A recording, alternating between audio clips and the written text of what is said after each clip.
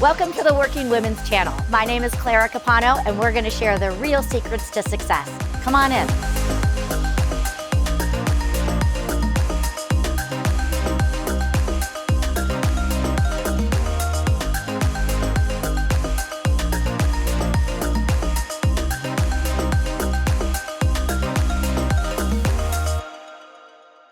Gina, thanks so much for joining me today. I'm really excited to introduce the world to you and share your story. You know, I've been a huge fan of yours and we've been friends for several years. So I would love to start off. Why don't you just kind of tell our viewers just a little bit about you? Sure. So I've been living in Colorado for 25 years now, which is kind of the longest I've ever lived in one place. So that's exciting. Where did you move from?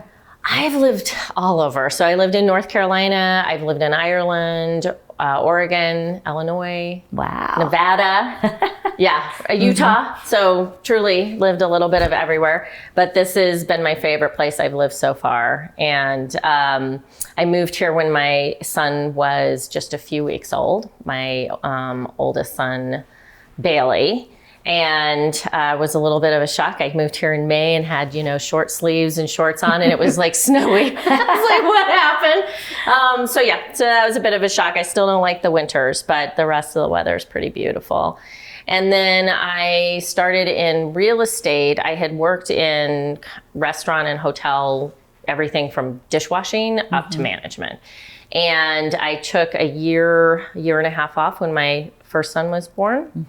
And then I went into real estate.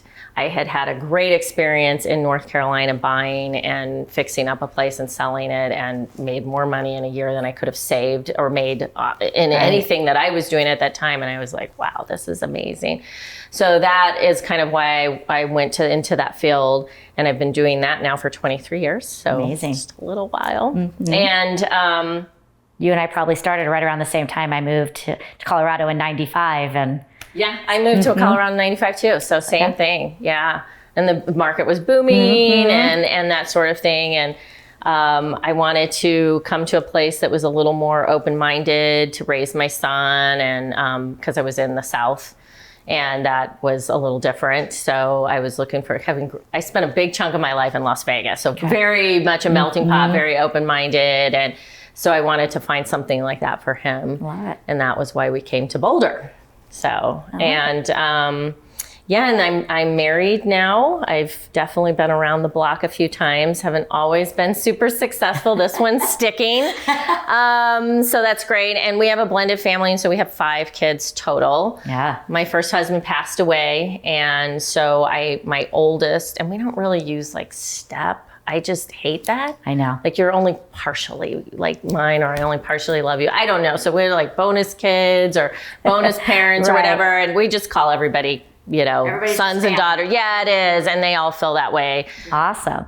So you had mentioned, you've been doing real estate for many years, and, even with relationships, that not everything is always a success. And we know that sometimes the road to success has lots of bumps and curves and everything.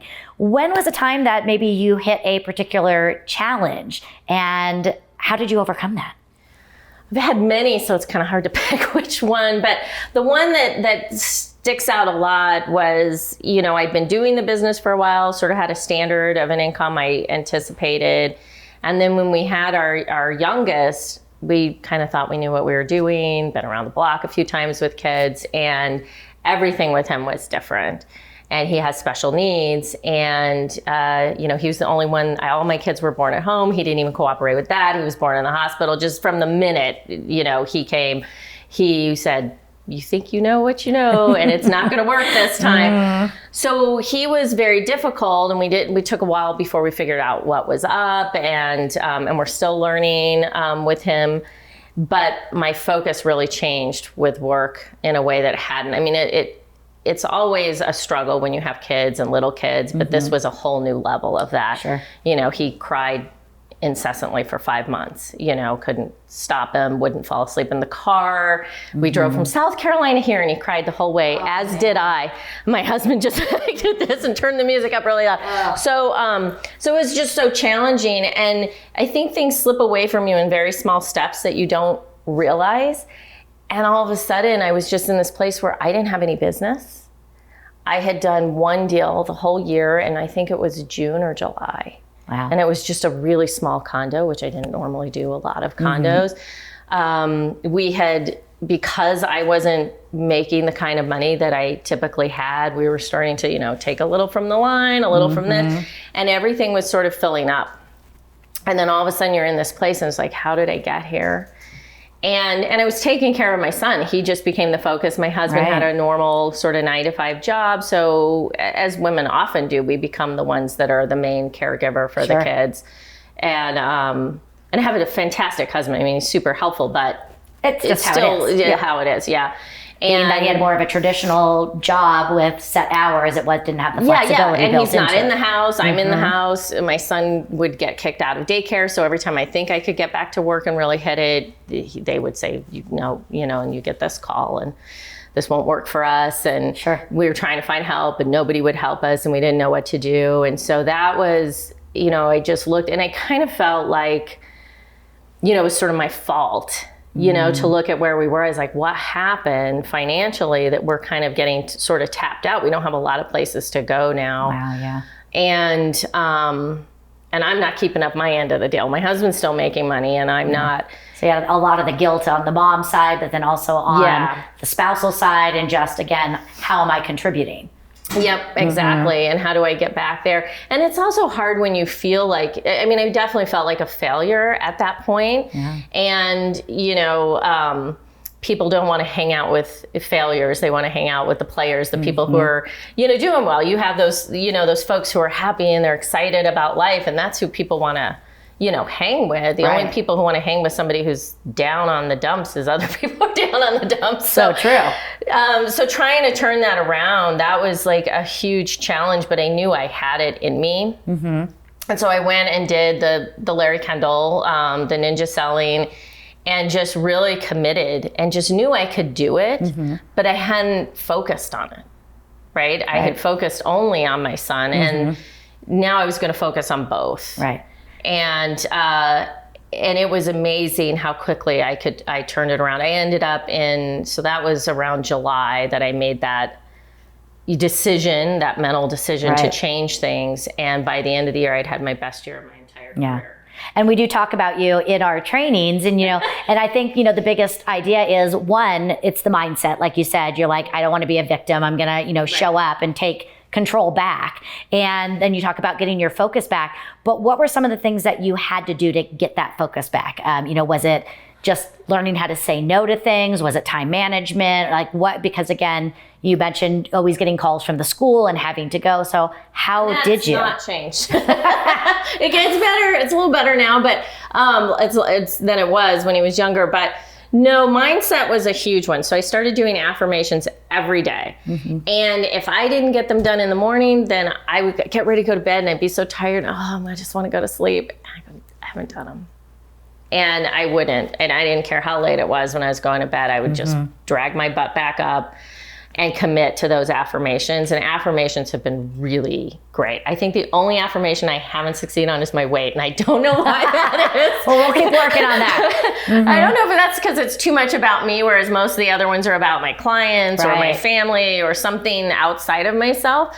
But that was big. And, somebody once said, if you don't ask for anything, then you're accepting whatever you get. Right. And that was the focus part of it.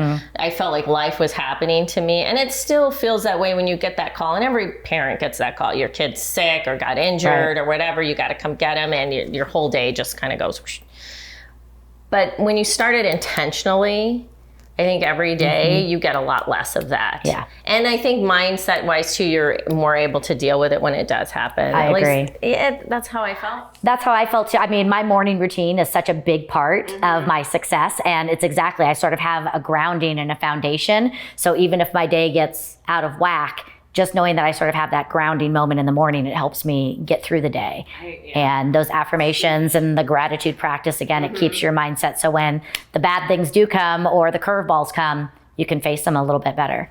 I agree. I think that was one of the biggest things. And initially it wasn't a morning routine for me. It was an end of the day because I had so many kids at home at that time. We had 4, and my youngest didn't sleep through the night till he was 5. So he still wasn't sleeping through the night yet.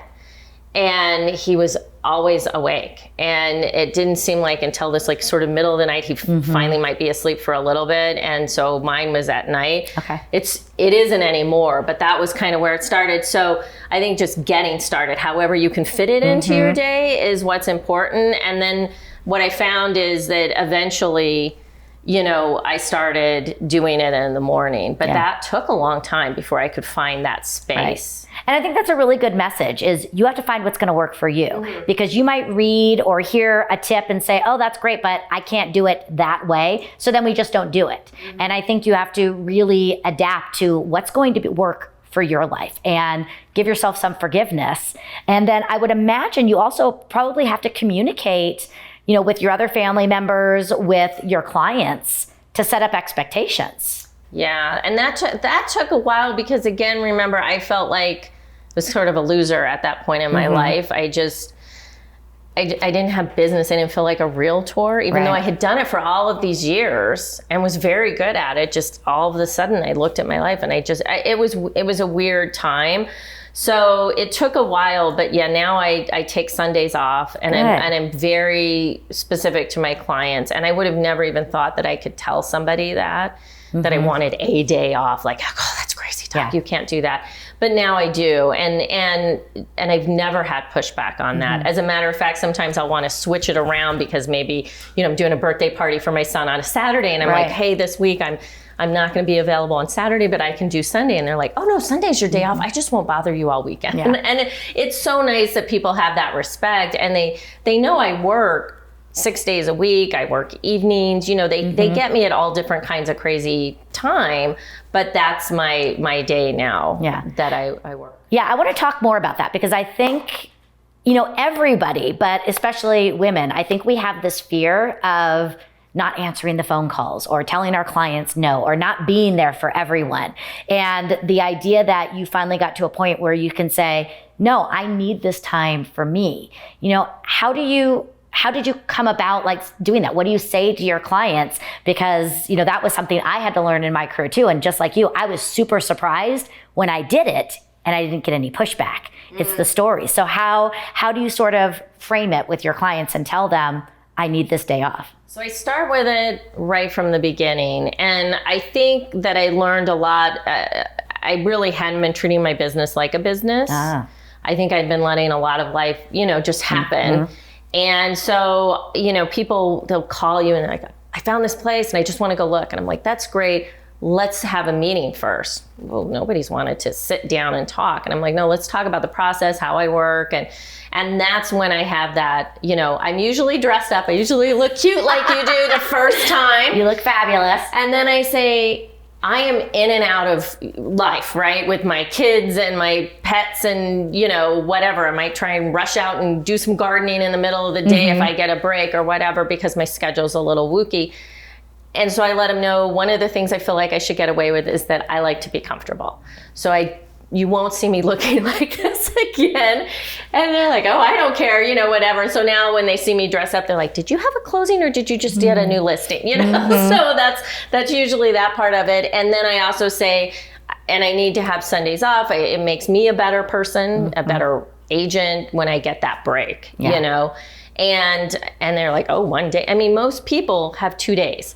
So when I say 1 day, nobody goes, wow, you think you should have a day off? And I think it's just the idea of communication. You know, you had brought it up earlier. If we accept it, we allow it. And, you know, that's the idea, is if you set the standards of this is how it's going to work, this is my process, you know, it really just, it runs smoothly, because we've started the relationship with the client, setting off, you know, with good communication. So that leads me to talk about, you know, taking care of yourself. You know, you mentioned that the Sundays are, you know, part of your sacred day, you know, and paying attention and doing these. What are some other things you do to take care of yourself, you know, body, mind, and spirit? Yeah, well, obviously it's not nails. I don't do my nails either. I'm like, when I was young, you see all these pictures, my nails were always done. It's like, yeah, that went by the wayside, as did the pedicures, I do my toes, but yeah, I don't do the nails. Yeah, I think I got to do mine when my oldest got married. I was like, oh my gosh, I haven't had my nails and feet done in forever. But I do try and work out. That's one. And again, that's a part of that morning, if I can get that in. But it is one of the things I do give up. I will not lie. Okay. That sometimes when I get those really, like, I've got an 8 o'clock meeting and I've still got all this other stuff, or you start checking emails, that can be a problem. But that one I try to get in the morning, and I try not to look at my phone or my computer when I first get up. That's a big thing, because then I can just start working and I can work all day long. I find for me, the morning is always the best time as well. Yeah, so good. Sure. Anything else that you do to take care of yourself, or even just, again, let's talk, how do you take care of maintaining, your personal relationships, not just with your family, your spouse, but also your friends? What are some of the things you do to maintain all of those? So I have to say, and this is probably a little weird, because I know most girls, and I'm not I was a tomboy, and I still am. I think you can look at me and you can tell that. Sometimes my husband's like, you're more of a man than I am, and he's like 6 foot and hairy. But I have a couple of really close girlfriends, and we'll go out for a happy hour, or they'll come over and I'll make dinner. But my husband's really my best friend. Like, really, I mean, it's not a cliche. And he's the person I most want to hang out with when I have free time, or my whole family. So I don't do a lot of that, like, girls' night kind of thing. When I get some time off, I'm like, oh, I want to be with my husband. And isn't that so wonderful that it is. You still love them and you still would choose to be with them? And, I know. Yeah.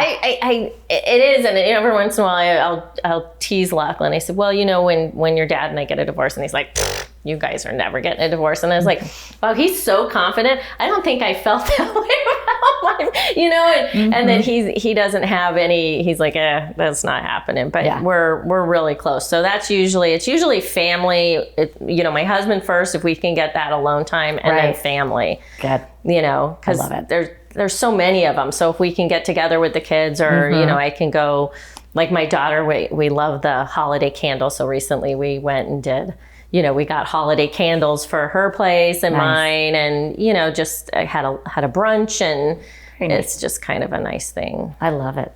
So in thinking about being a working mom, what are some of the best things about being a working mom? Well, I think it makes my life very interesting. I did get to stay home for a couple of years, and I felt like I didn't have very much to talk about when I would have, it was all about, I'm potty training, I'm doing this, and it was just very singular. And being able to have a business as well as have family life, I feel like I have a lot more interesting components to my life. There's a certain amount of pride in growing something that's yours. For sure. As well as your children, Yes. But they kind of have their own mind. They're going to do their own thing. But with your business, you set a goal in the beginning of the year and you hit it.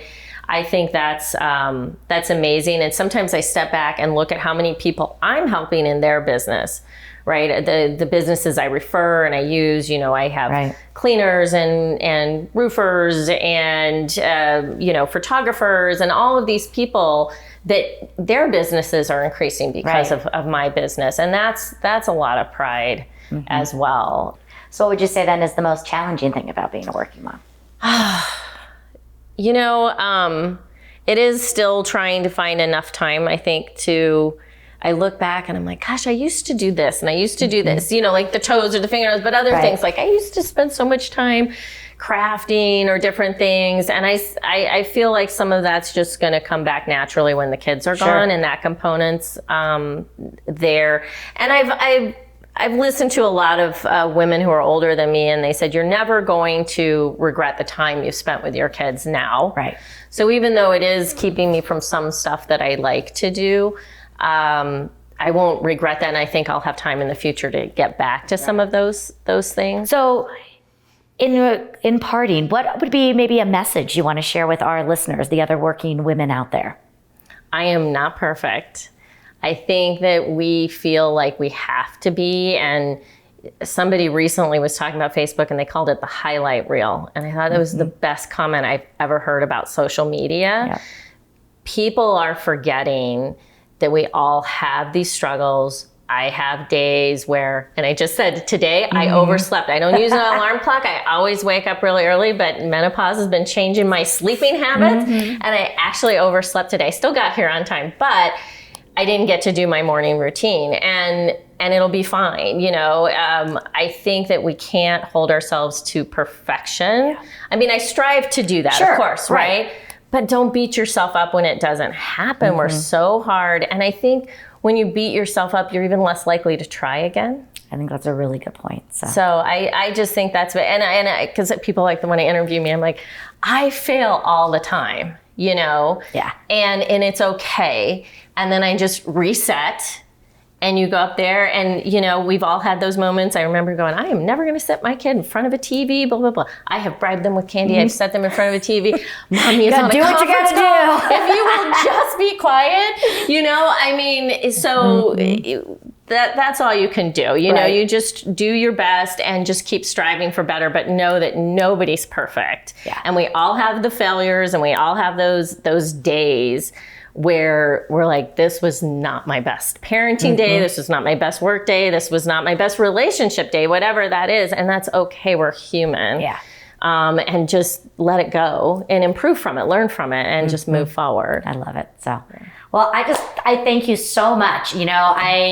I just admire you and the life that you've created. I love how much you love your family and your significant other and how you really make the time to be together. I love how authentic you are. And from a business standpoint, you take amazing care of your clients. So I really just want to thank you for being a part. And I know that your message is going to really touch other women out there and help them make sure that even on the days where things aren't going perfect, they can keep getting up. So if somebody did want to find you, to reach out to you and learn more about you and your story, how can our viewers find you? Sure. So my website's finally back up and running. Oh, tech is not my favorite. So I have that, and that's realestatewithgina.com. And then I can always be called at 303-579-6858. And my email is gina@realestatewithgina.com. So I'm always happy to talk to people, and even other people in the business or just trying to figure that out. I get calls often from folks, and I'm always happy to give them a little bit of time. And anytime we can improve, the whole world improves, Well, that's it. We're so much stronger when we come together. But thank you for having me too. It's always like, oh, you're so exciting, all the new stuff that you do. So you're kind of a little powerhouse, right? In that short little body. But yes. So I pack a punch. Yes. You do. So thank you for including me. That was very nice. Thank you.